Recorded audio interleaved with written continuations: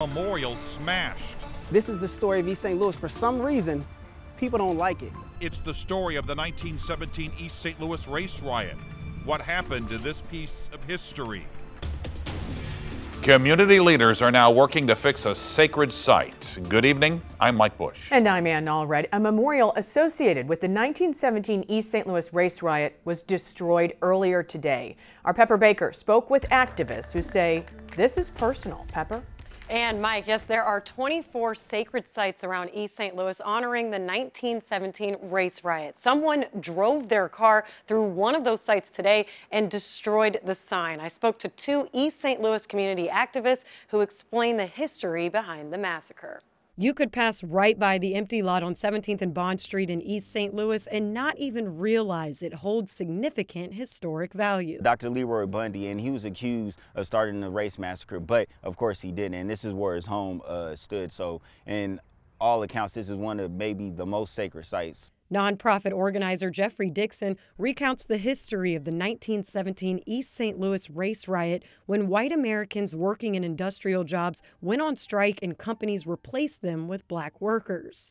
The white workers got mad and they came down to East St. Louis and they massacred black Americans. Reports say anywhere from 50 to 150 black Americans died. There are 24 sacred sites in East St. Louis that commemorate the men, women, and children who fell victim to the violence. It was not a race riot, it was a race massacre. Pastor Zach Chike took it upon himself to lay bricks around sacred sign number 2, formerly known as Dr. Leroy Bundy's property. And so I just decorated, made a little retaining wall around the sacred site sign. And I said, you know, I'm gonna come back tomorrow and put some mulch in there just to make it look real nice. The next day, it was destroyed. Literally the day after I put this up and it's made visible, somebody comes and rams right into it. It definitely appeared to be vandalized. The tire marks through the grass shows somebody jumped the curb and came up onto the grass and ran over the sign deliberately.